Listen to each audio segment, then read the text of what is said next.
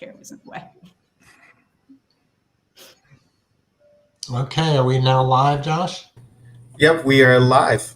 All right. Well, welcome everybody to good morning to you or good afternoon, depending on where you are. Welcome to our August Willis and Friends Early Relational Health Conversations. I'm thrilled that you've joined us again this month. And our coordinating center at CSSP is really committed with these Willis and Friends conversation to elevate and communicate the innovations, the scientific breakthroughs, and the impacts of approaching this advancing early relational health in child health practice transformation in communities.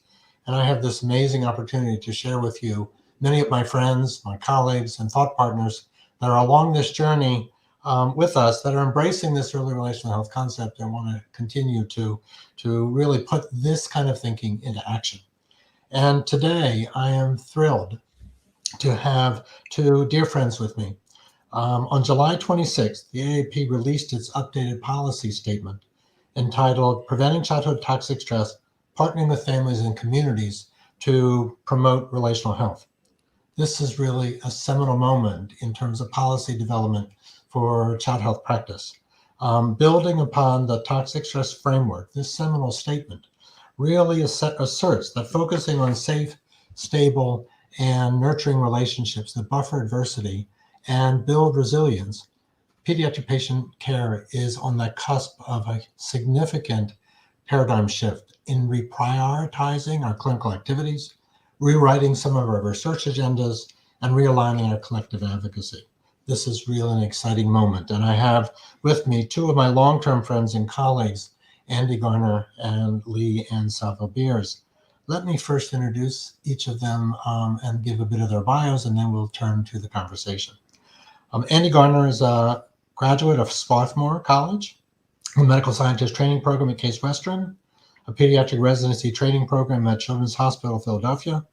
He's a clinical professor of pediatrics at Case Western Reserve, and he's a practicing primary care pediatrician at the University Hospital's medical practice in Cleveland, there since 2000. Andy is an active member of the American Academy of Pediatrics and has previously served as the president of the Ohio chapter of the AAP, is a member of the Academy's leadership work groups on epigenetics, poverty, and early brain and child development. And Dr. Garner is a co-author of the updated 2021 AAP policy statement, as well as the 2012 policy statement and technical report on childhood toxic stress.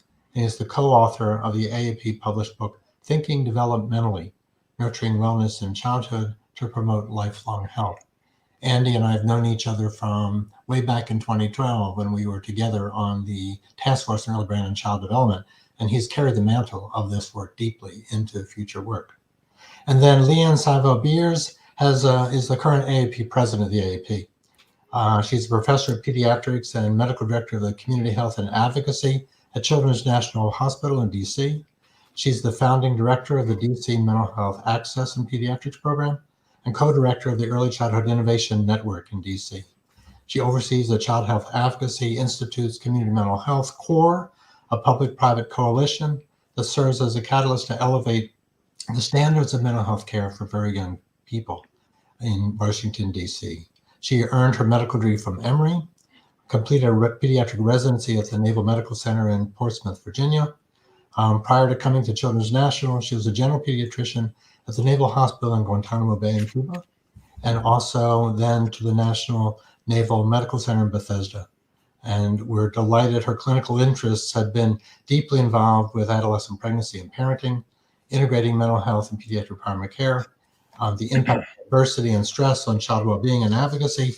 And now as the AAP President, she is in the center of so many opportunities of change, yet challenges and in the moment responses. So I'm thrilled to have both of you here. So let's begin our conversation, and maybe first some opening remarks. Andy, I'm going to turn first to you. I know that this policy statement builds on the 2012 policy statement and technical report on toxic stress.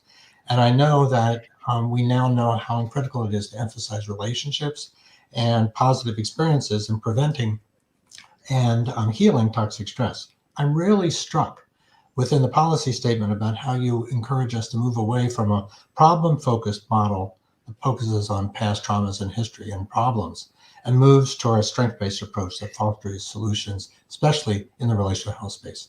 So I wonder if you could share, sort of the history of that evolution, where you are in your thinking, and how we've come to this moment of the advocacy in terms of relational health. So Andy, let me turn first to you. Sure. Thank you so much for having me. Let me just say that I'm just thrilled to be publicly recognized as being friends of Dr. Willis and Dr. Beers. So, that's fantastic, right? I mean, that's relational health right there. So, right. I mean, so toxic stress, of course, refers to the changes that occur at the molecular, cellular, and behavioral levels in response to, ongoing adversity, but in the absence of social emotional buffering, right? And so you can see right there, in the very definition of toxic stress, it actually social emotional buffering and relational health actually is sort of baked into the definition of toxic stress.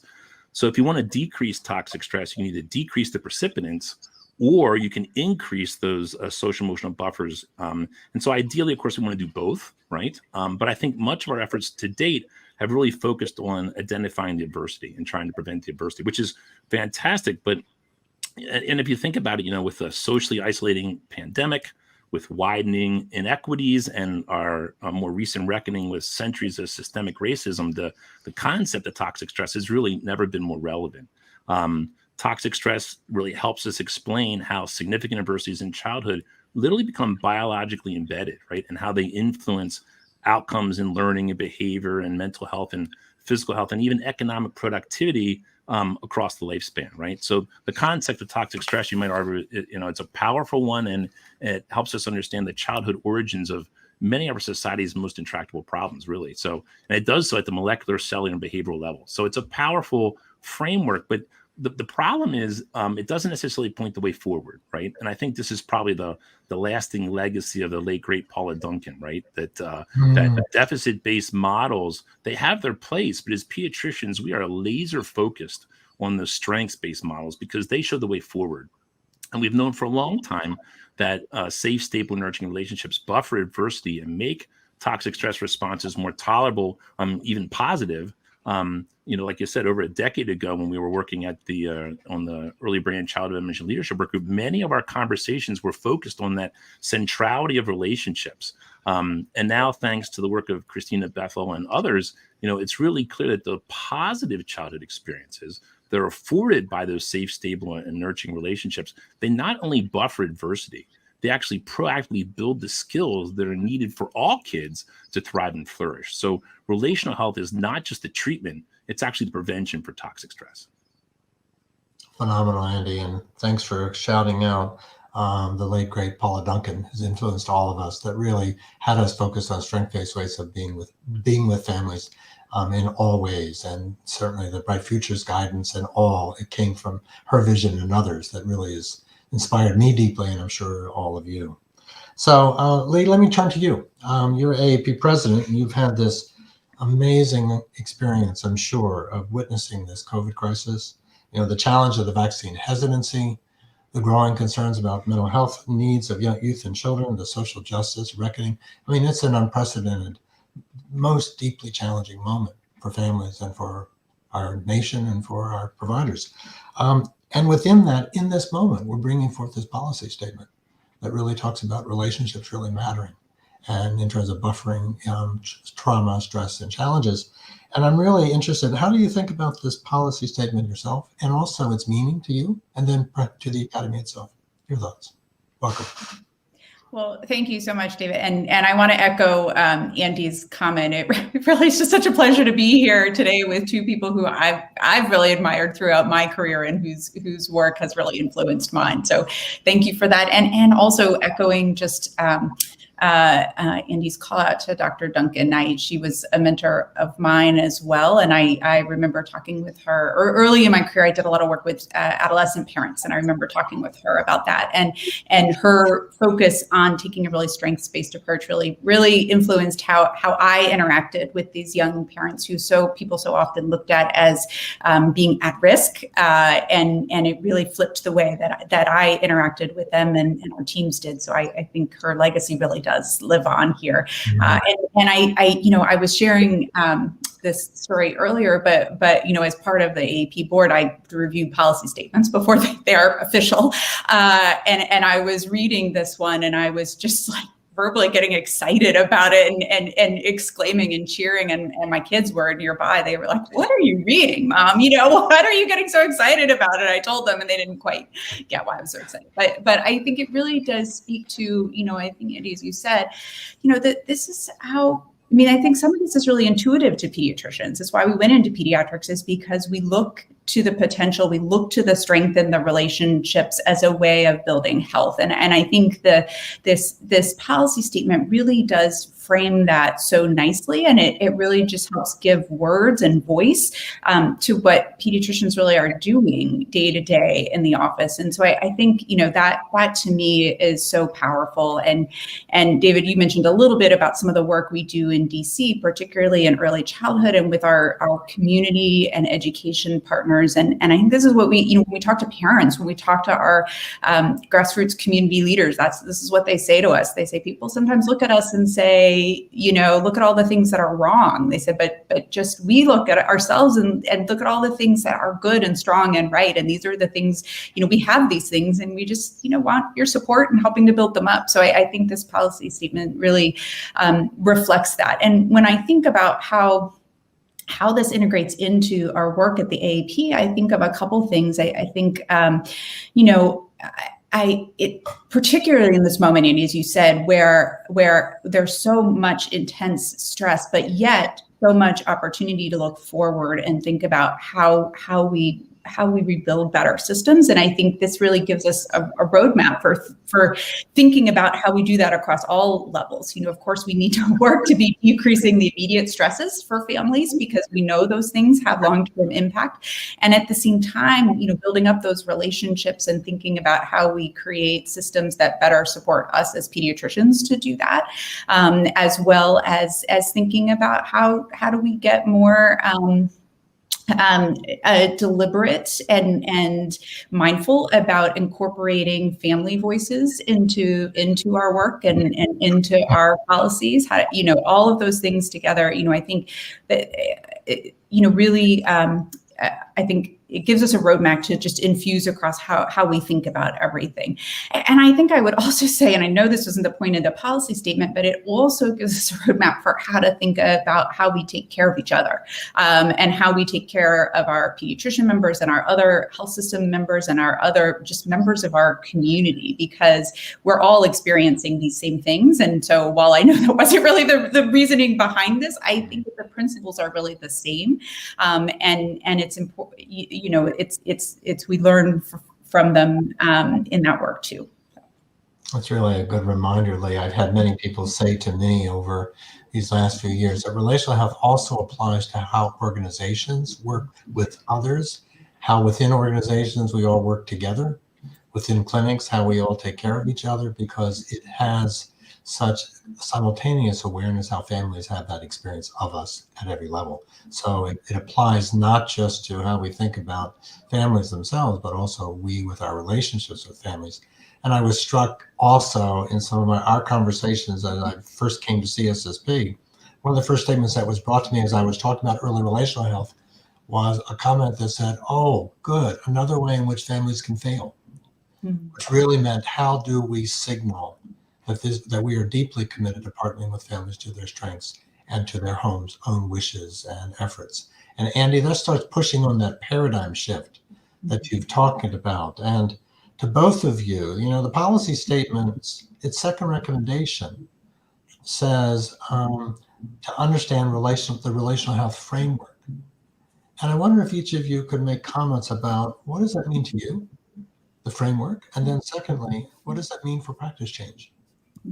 Andy, can I come to you first? Sure. So, I think that it's important to remember that the concept of toxic stress was really born out of advances in developmental sciences, right? Like epigenetics and neuroscience. And I think that the pivot that's happening here is that we're starting to realize that those same developmental sciences are helping us understand not only how adversity is biologically embedded, but also how positive experiences are positively embedded, right? So if you look at, say, changes in methylation patterns with adversity, they seem to be reversed in some instances by, just touch and relational health. And if you look at, changes in brain connectivity and EEG patterns with adversity, they can be reversed from some relational based interventions. And so I think that's the power. We want to make sure that it's clear that this is not just another way of saying be nice to kids, right? This is grounded in science, right? And I think as we learn more about the biobehavioral synchrony that's happening in those magical moments,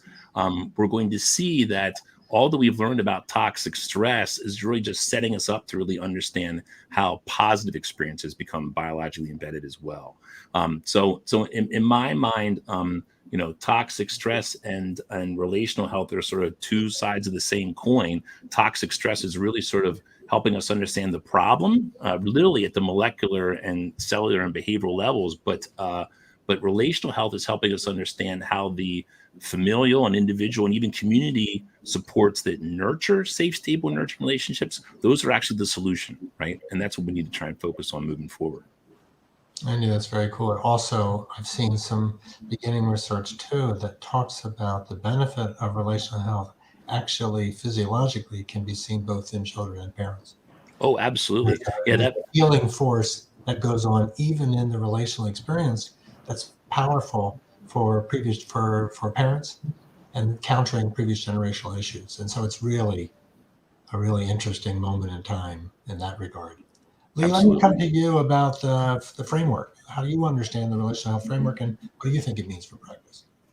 Well, I mean, first, I'll echo everything Andy said. I 100% agree. And I think the other piece, and I'm struck, David, by your comment about, the sort of reflexive reaction about another way for families to feel. I think of this so opposite, because this is relational health is really acknowledging that it doesn't take any special toy, it doesn't take any special book. It just takes a connection between a parent and a child, which, I mean, I think at all my years of pediatrics, every single parent and child I've taken care of has that connection. And it's just a way of thinking about how do we work together with families to support and enhance those connections, because we do, we all have moments and we all have times when we're living in circumstances. And I think, you talked about some of the community supports that are needed. So, how do we break down and help remove those barriers that get in the way of the connection so that families can really just enjoy and elevate the things that they have. And I think that actually is really empowering. I've certainly found when I talk to patients and say, and they say, what can I do? I want to support my baby. I want to do, or I don't have this, or I don't have that. It's, what, all it really takes is just talk to them. Eye contact. And I think it's very empowering to families when you talk with them about that. And when you talk with them about it's just the two of you, and building up on that. And I think, when I put on my sort of policy hat and my advocacy hat, I also think this gives us really powerful language and tools when we do work to advocate for supports for families and communities. A recent example, I was testifying about paid family medical leave, right? And so I could talk about, the science tells us that this time is really important. And when families, parents, don't have that time, or they're worried about not getting paid or the impact it will have on their family, it really does impact kids for a lifetime. So I think it's really important because it gives us the tools to talk about why it's important as a society to be supporting families on all levels. That's great, Lee. Thank you. To our viewers, if you have comments or questions and you're on Facebook, you can put them into the chat and we'll respond to them as we can. So, Lee, you brought up a really interesting comment that made me think in clinical practice. How do you find, as pediatricians, families' our interest in their relationships, and what your experience is of some families coming to us just about the care of their child's health and not their relationship, as opposed to the interest that families come to us in terms of deep interest in how we strengthen their relationship. What are your findings? What are your observations as we move relational health, we would hope that families see that that's a part of our role, is to help strengthen and support their relationships themselves, because it's so meaningful to them and to their baby. How do you think about that focus and shift to a relational health moment from the family standpoint?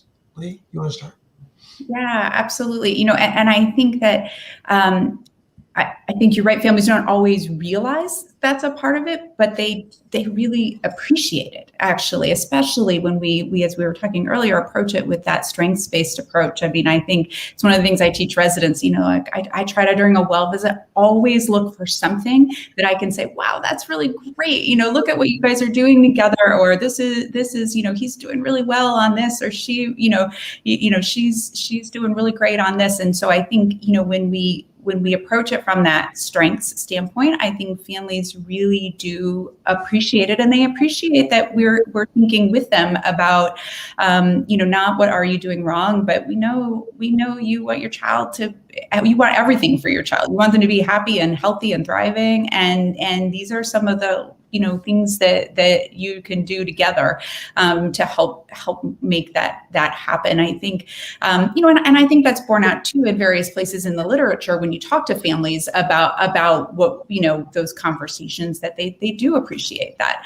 I think another great example of this is when we think about screening for perinatal mood and anxiety disorders in primary care, and some of the sort of experience and research behind that. And again, I think families so appreciate just being asked. I mean, I think of a patient I had, and we do routine screening for perinatal mood and anxiety disorders in our clinic up to age 6 months. And so we did, the screens for this family and everything, on the screening tool, nothing looked out of sorts, and we'd have conversations, nothing was out of sorts.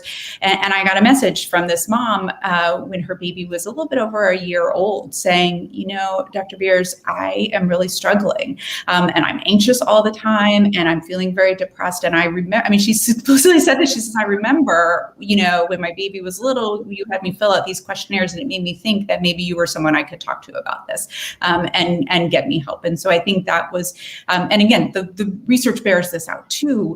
So, I do think families are receptive and appreciate it, and appreciate knowing that they have somewhere that they can go that's really thinking about the whole family, and has a shared goal of thinking about the whole family in the context of how we help children be healthy and thrive. That's great. Andy, your thoughts about that, families' readiness to see that we as pediatricians are interested in their relationships as we are the child's health? Your thoughts?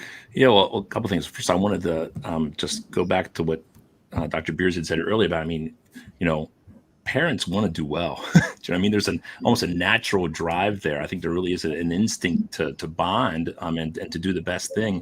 But I think that you're right in terms of talking about barriers. I think as a society, we put out barrier after barrier after barrier to make it harder for what's just naturally there to come forth. So, I think that at the practice level, I'm really influenced by the idea of parallel processes that happen with the way we treat families. And I think, just as the family, there's biological bonding that happens. I think particularly when you get a newborn in your office, there's some biological bonding that happens with the pediatrician. I think that really happens. And I think that there's a parallel process. Relational health is also the way we interact with families, right? We're almost leading by example more than anything else. And so if we don't have that therapeutic relationship there, then all the other stuff is like the teacher and Snoopy. It's not really being heard, right? And so I think that setting that tone early on. I love seeing new babies because right from the start, we had that opportunity to have that relationship. And that's really the only lever we actually have to make change, to be honest with you. We see these kids for a couple minutes, but how we interact with the families then hopefully gets translated in how the families interact with their kids. And so relational health is also the way we're treating, and that focus on relational health. I also would say at a practical level, one of the things that families want from us is they want us to explain development, what's happening. And so I really like the Brazelton touch points type of approach, where when developmental milestones occur, we frame them in a relational manner, right? So we're actually trying to nurture the relationship. So look at that social smile. Isn't that great? That dance back and forth is not only good for the bond, and that sort of thing, but you can even start talking about discipline, right? That we're literally teaching the child early on, you get attention just by being happy. You're always going to smile back, and what does a social smile mean? And then as they get older, things like social referencing, they're reading your face, they're reading your emotions. So I think there are unique opportunities for us to sort of do what parents expect us to do, but also frame it in a very relational way, to make it clear that that's what we're here for. That's what we're talking about. And again, going back to that first example in terms of social smile, I use that as an opportunity that's why I talk about maternal depression, right? Because if moms are depressed, you're overwhelmed, you're not getting the supports you need, it's really hard to smile back, and if you're not smiling back, then already the dance is a little askew. So I think we can use developmental milestones as an opportunity. Again, that's the Brazelton approach all the way, is using developmental milestones as an approach to enhance the relationship. And then it becomes clear over time, well, yeah, of course we talk about that. That's what we do. That's really good. As we're talking about partnerships and with families, it makes me think about health equity. And it makes me think about the anti-racist movement, makes me think about white supremacy and some of the challenges that our health systems had in terms of really having trusted relationships with families who unfortunately come to us sometimes not trusting that the system is really going to listen to them or value their point of view or their history or their traditions. And so I'm wondering how you think about this relational health paradigm shift around the issues of health equity and anti-racism and the movement of partnering more deeply with and attending to our own vulnerabilities of intrinsic bias, our biases that could be disruptive. What are your thoughts? How does this relational health paradigm help move the equity movement? Your thoughts? Lee, you want to go first? Sure, absolutely.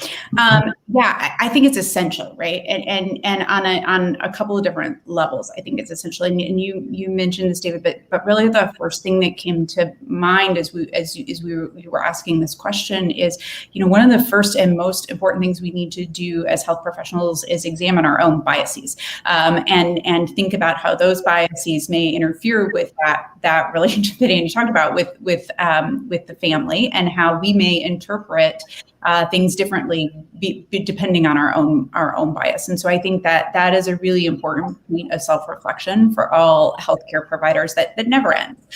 We have to continue, and then looking at the places within our own systems where we are putting up barriers because of historic or current structural racism that is contributing to inequity. And so I think those are some really important pieces. I think also, and this is if folks have not seen it, I highly recommend it. American Academy of Pediatrics published a policy statement just about 2 years ago on the impact of racism on child health. And this is one of the things that it talks about is the exposure to racism is an adverse experience. It's a toxic stress that children and families experience day in and day out. And so we have to address that, and we also have to acknowledge that and acknowledge how that impacts families. And also in the same policy statement, it talks about some of the strategies to counteract that. There's a great approach and strategy called raising resistors. And so talking with families about their cultural pride and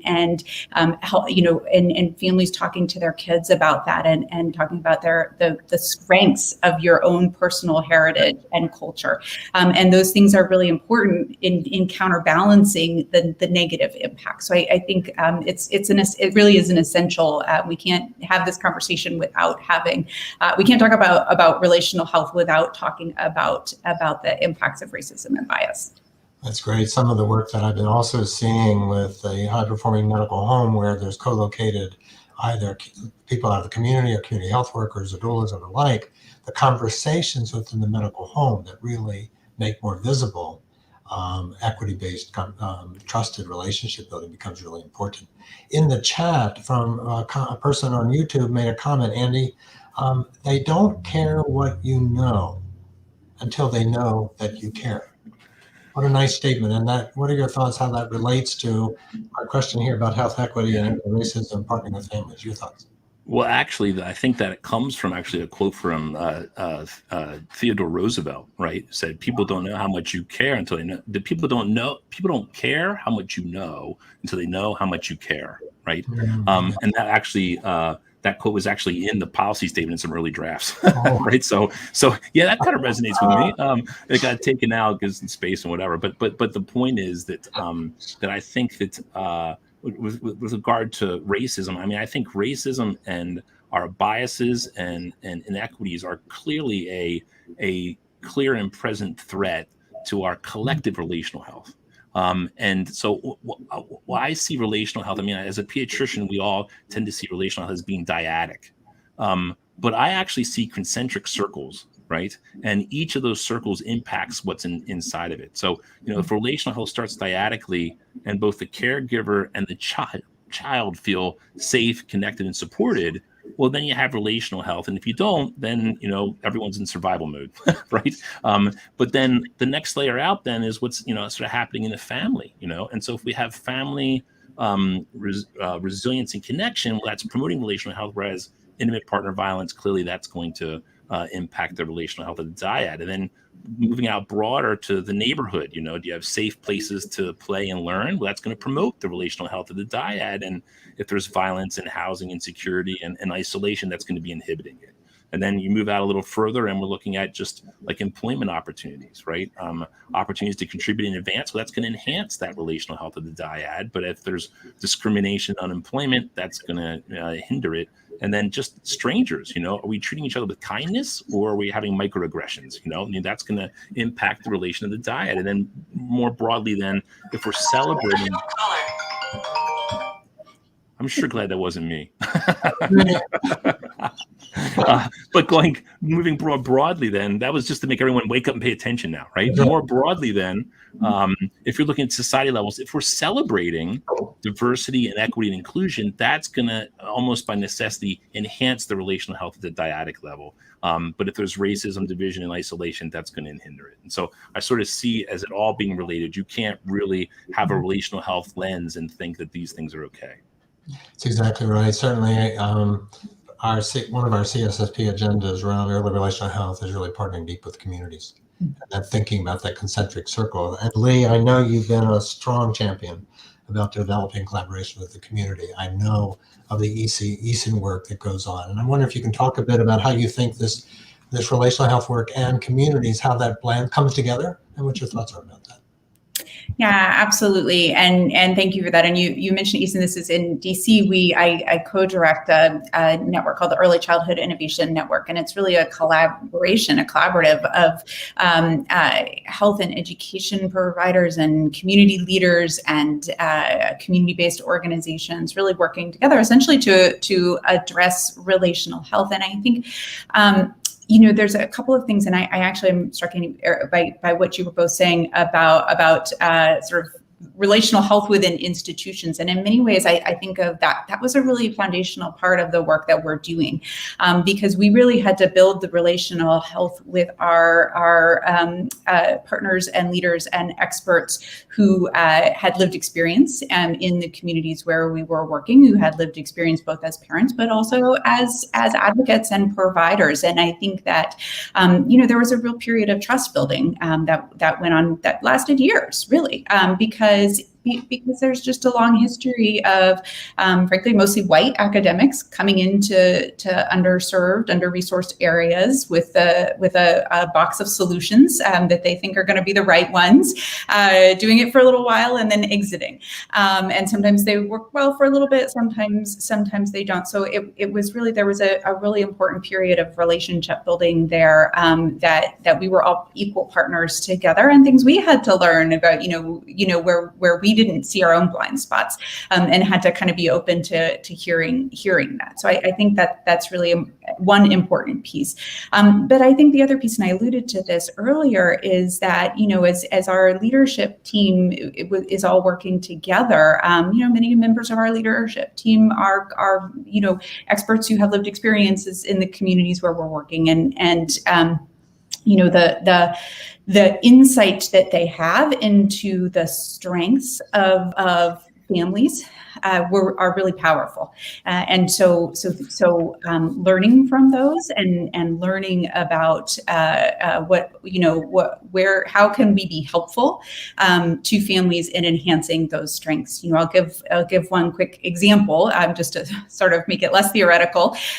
We have a partnership with some of the early childhood learning centers in DC, and have offered mindfulness classes for parents within the early childhood education center. And that was a whole process of really, starting small, getting, input, designing things together. We work collaboratively with a mindfulness institute who has teachers who are based in the neighborhoods where we work. And so we really did that together and built that together. And I made some changes. We initially had a sort of shorter course, and then as the families participated, they said, no, we're not done. We need more. And so we did more. And they said, well, we want to, this has really been helpful to us. We actually want to teach our friends and our neighbors. And so we added layers of the course or of the mindfulness training, so that for families who are interested, they could become mindfulness instructors themselves. And so it's just a great, I think, example of how really, we all work together, contributing our respective expertise to support the families. And then there's a sustainability to that too, because now we're training, and we've trained teachers at the center too, teachers and parents as mindfulness instructors to really continue the work in a sustainable way. That's phenomenal, Lee. There's a comment in the chat from Ken Gass who says, could you speak to the role of quality childcare as surrogate for parent when family leave time ends, especially around addressing the guilt of a working parent? And I wonder, Lee, with the experience at the child development centers and with the early care and education team and this mindfulness effort, what are you witnessing as to how that relationship and the relational health between childcare providers, parents, assuages the same purpose of shared experience of the benefit of children? How do you think about that? Well, and I'm sure Andy will want to chime in too, but when you talk about safe, stable, and nurturing relationships, of course, the central relationship is going to be the parent or caregiver, but this is all relationships, right? And so it's the relationship with the, care providers at a child care center, or within your pediatric office, or your next door neighbor, right? I mean, these are all relationships that build children's, strengths and capacities, and they're all really important. And so I think that's one thing that you can talk to parents about is that all these relationships are important and they all support your child. And for parents, my own kids went to childcare too. We had conversations with the child care center. We wanted to know them, they wanted to know us, and knowing that we're all working together again in service of building the child. And so I would also say too on that, from a more systems level, working with childcare providers so that they understand these concepts, and with others others in other child serving roles, so that they understand these concepts and can really optimize their relationships with kids and families as well. Lee, that's a good reminder. And in the chat came a note from Steve Nish about home visiting. And that tends to be a little bit of a strong belief I have in the power of home visiting as being a relational health driver and in all communities. The question was asked, how do pediatricians and home visiting perhaps play together in advancing relational health? What are you seeing, or what are you thinking about? So I think that really gets to something we talk about in the policy statement, that that toxic stress is this public health crisis and it needs a public health approach. And one of the figures talks about the fact that a public health approach to prevent toxic stress is a public health approach to promote relational health. And so, we think about the public health pyramid in terms of universal primary preventions and secondary interventions, and then also tertiary treatments. But it also talks about we have to work horizontally too. In addition to vertically integrated, it needs to be horizontally integrated beyond what happens just in the medical community. And I think home visiting is a perfect example, right? And so if you sort of apply that public health approach, we want to do things that are going to try to promote true generational relationships. So whether or not that's in the home, whether or not that's actually in home through home visiting, whether it's in early child care settings, And in fact, the policy statement even calls out that, examples that can happen at the community level beyond what practices do, implementing home visiting, supporting extended family medical leave, those sorts of things are obvious things that we can try and work on. There are other things that can be done at the community level too, though. We want to identify sources of inequity. And I sort of see the social determinants of health as really sort of being those barriers, right, that make it harder to do relational health. And then getting to what you were just talking to before, examples at the community level for trying to actually repair strained relationships. We have to embrace things like restorative justice and social inclusion over punitive measures. And those are examples that are really in the policy statement. So I think home visiting is an example of that horizontal integration. It can't just be what we're doing in our medical community. But I mean, to a certain extent, I hate to plagiarize from the Robert Wood Johnson Foundation, but what we're really trying to build is a culture of relational health, right? They talk about building a culture of health. We really want to build a culture of relational health, right? And that's not just what we're doing in our office. It's also what's happening out in the community. So maybe RWJ is listening in, and so let's do it. I'm in trouble now. I'm in trouble now. In fact, our EC You Link give me credit. Our EC Link community is the CSSP. That's our Early Childhood Learning and Innovation Network of Communities, of which ESIN is a part, and DC is a part. We have 15 other communities that are a part, really are embracing more and more this cross-sector, all in, connecting with families, equity-based, families in the lead, system building work, including health system. But there's a lot of still activities to build out the trusted relationships across sectors, and the de-emphasizing clinical services alone, but rather formal and informal networks of support that also are really meaningful to advance our relational health frame. That becomes ever more important. And Lee, that brings me to a question that I'm really struggling with, and that is, we have a mental health crisis in this nation. Everywhere in the media, we get evidence, and all of our scientific data and our population data showing it's growing. Simultaneously, that the youth having a real sense of isolation, depression, anxiety, even before coming into the pandemic, this epidemic of loneliness. And how do we think about this relational health work, especially around prevention, mental health prevention, building secure, stable individuals? How do you think of how these things relate and this opportunity to really be thinking upstream about prevention, not just managing the struggles that so many people are having? What are your thoughts? Yeah, well, first of all, thank you for asking that. As you know, this is a topic that I've really cared deeply about for a long time, and have really been lucky to work with a lot of incredible partners in DC on. And I think I would say a couple of things. I'll share just briefly. The reason I actually became interested in this topic is when, kind of early in my career, as I mentioned, I worked with adolescent parents and their families. And what struck me from, both anecdotally, but also then what some of our evaluation and research bore out was that, first of all, the young parents in our program had a great deal of difficulty accessing mental health services, no matter how much of a crisis they were in community mental health services. And the only way we were able to really overcome that was integrating them within our own program. And that was very successful. And when we did that, we actually saw improvements, not just in parental mental health, but also in we also saw decreases in repeat pregnancy rates, and we saw improvement in child development. So we saw all these other improvements that came along with improvements in the parental mental health. And so that was in and of itself that piece that got me so interested. And I think your point is so well taken that we really have been operating within a mental health system that is inadequate and fragile for probably forever, really. So for a very long time.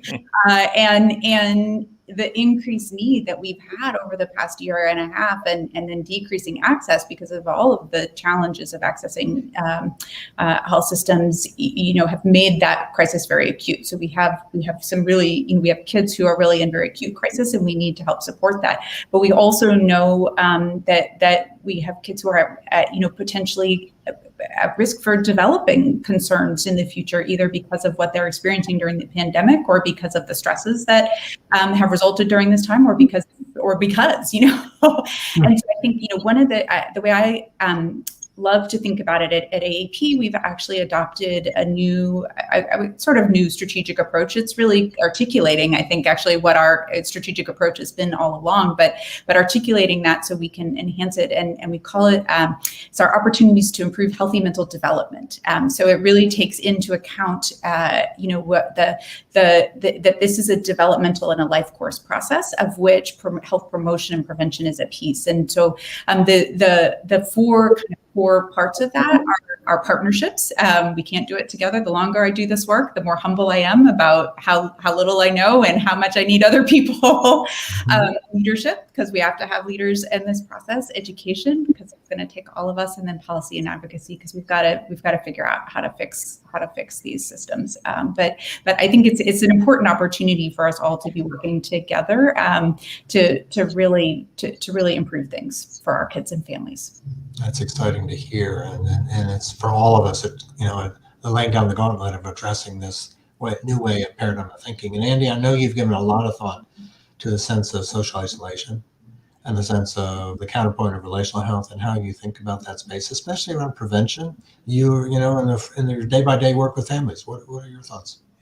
Well, I mean, I have lots of thoughts, but I think the place I would start is that I am pleased that the policy statement does have a section on the role and toll of social isolation, right? Because I think that you know, Felitti, who did the ACE study, once said publicly that he thinks that the thing that's really driving is shame, right? That if you've had significant adversity, you feel different, you feel isolated and shame.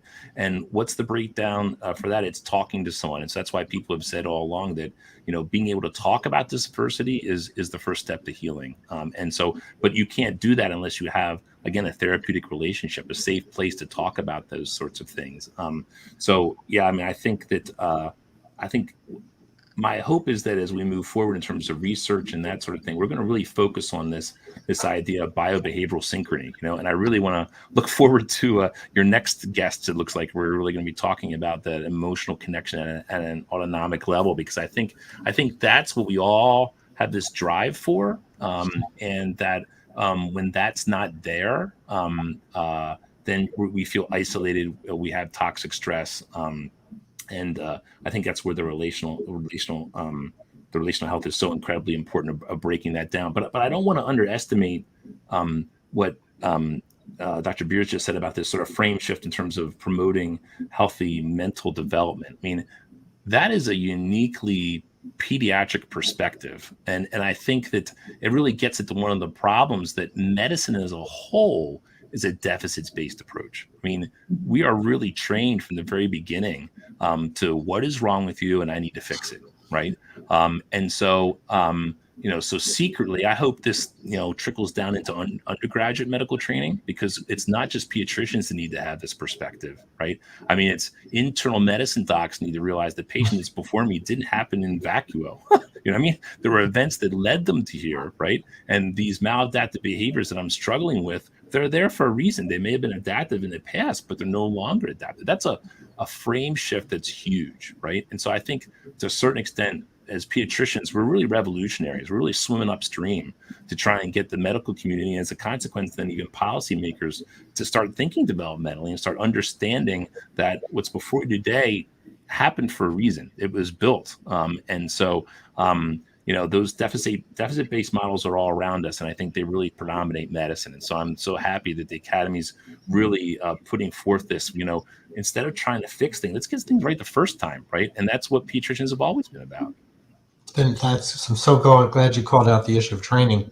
I think all of us have had the experience of having students or residents, and I've been struck in my clinical years where many of the new residents that came really embraced the sense of prevention and the science of even brain development and social context and all of that. I think even probably some of the critical relational elements that have been taught, but they come into practice experiences and training experiences, and as you say, a deficit model of training. So how do we accelerate pediatric residency training's shift to address this paradigm shift? That is, to me, staring at us in terms of training seems to be behind where we are now by our knowledge and our call about mental wellness and mental well-being. We do not have the models of training yet in place, I believe, that really advance this. But what are you seeing, and what are your thoughts about how do we move that part of this next generation development of the pediatric role? Well, I mean, I think that butts up against the reality of money to a certain extent, right? I mean, the bottom line is that a lot of training is for the acute care, and we're spending a lot of time in NICUs and PICUs and learning the hardcore medicine, which is clearly important to our training. But there's also a practical reason for that. We need people running those systems, and the healthcare system to a certain extent is designed on that, on trying to repair things, right? I mean, the whole system is built up, and that gets the fundamental issues of money, right? And how we're going to get reimbursed for the things that we know are important, and really how pediatrics brings value to the healthcare system, right? So if our role is to identify the rare kid who is really, really sick and brings them into the tertiary kid center, and that is our role, because again, the payments are basically for procedures that are going to make a lot of money. Well, then pediatricians are sort of an afterthought, right? We're a small part of the economic pie, and you're not going to make money by, cutting the edges there. There's not a lot to trim. But if you have that perspective of, we're going to try and really build that culture of health we were talking about, we're going to try and get things right the first time, it's all in pediatrics, right? And so that's where the tricky part is that the healthcare system itself has a sort of a vested interest in maintaining the status quo and having fee-for-service type of procedures, as opposed to the systems that need to allow us to really do a good job of partnering with families. So I mean, I know that sounds pretty radical. I'm not trying to ruffle feathers, but I think that's a major part of it. That leans into policy. Yeah. And to policy opportunities. And there are movements that are allowing opportunities to really do some expanded ways of being relational support, not the least of which is like Healthy Steps or Doesnt or co-located mental health services and the like. And the partnering with communities ever deeper, like the Family Connects models and the referral models that allow for much more integrative effort. We have a distance to go, of course, Andy. But Lee, how are you thinking about the policy implications and these opportunities now? Yeah, no, I think this is really important. And then Andy, I would also even add to what you said around residency training is that we also have to make sure our experienced docs are getting the training and education too. I mean, we've got a lot of it, and we've got a lot of lived experience, but there's always things we learn too, and we've got to be able to support our trainees. But I do think on the policy side of things, I actually think there is a growing momentum to be thinking about primary care redesign.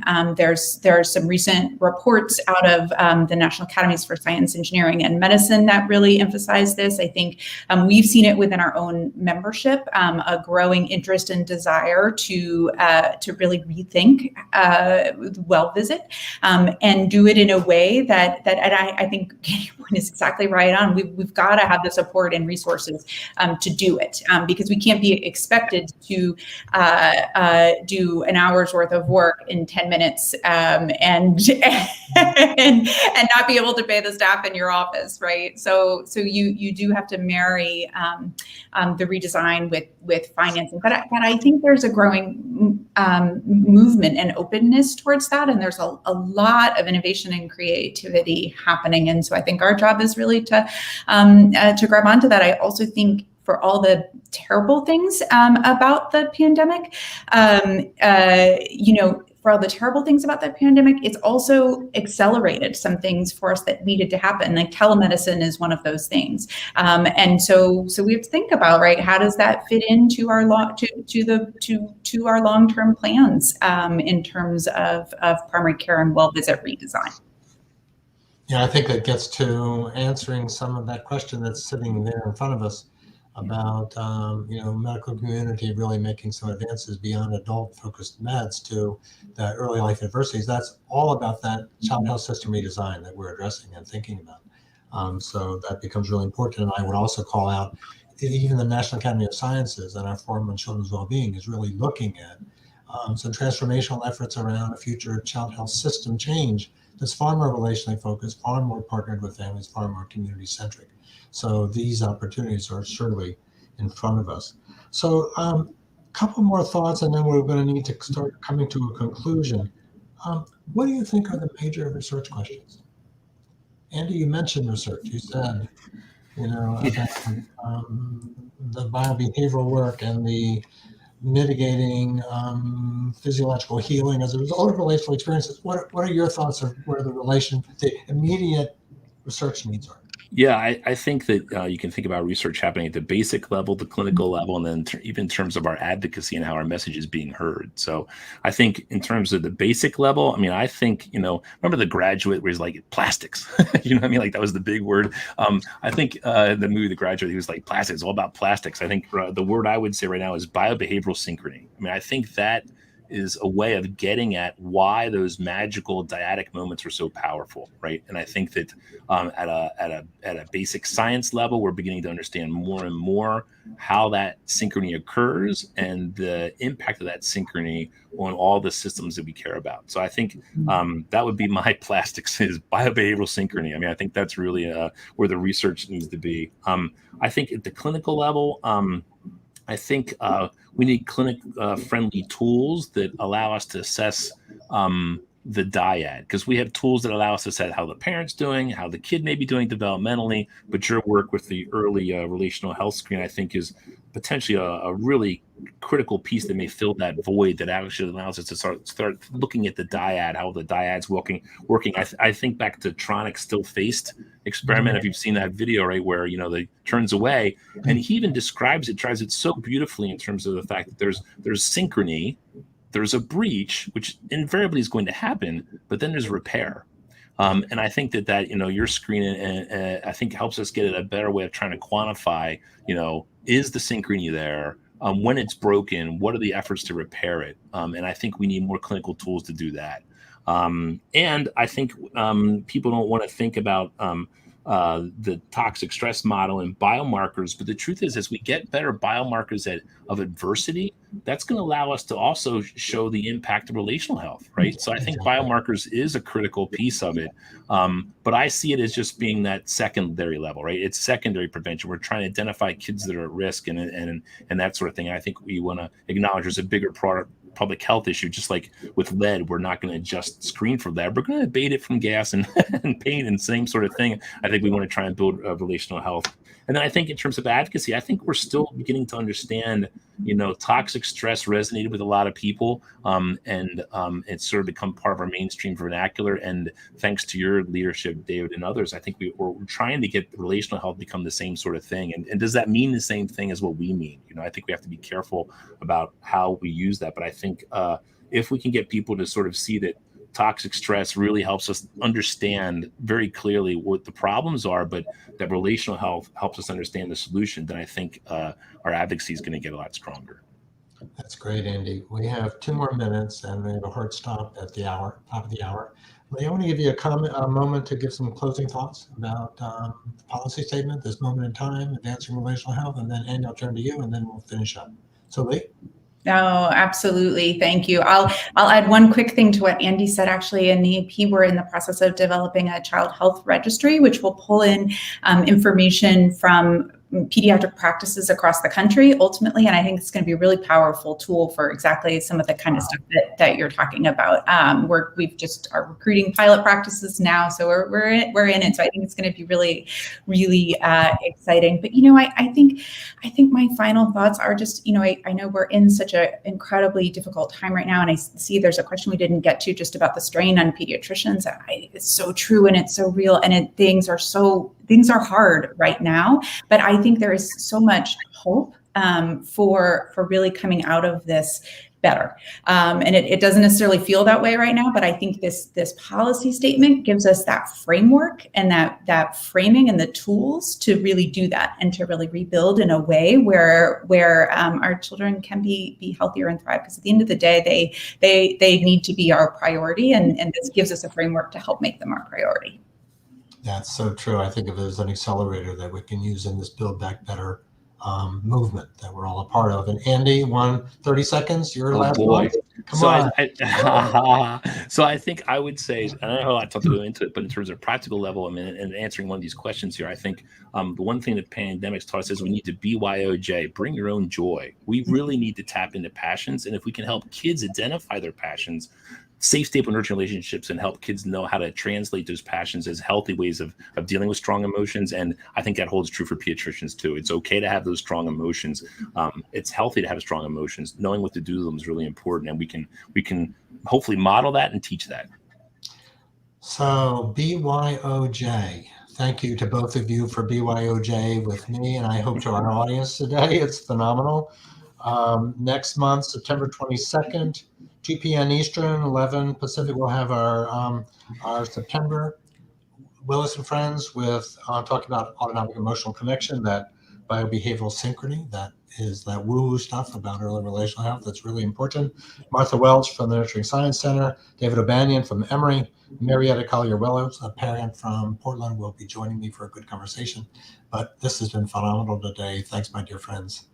Be well, be safe, and to all you listening in, join us next month and share with your friends. Bye-bye.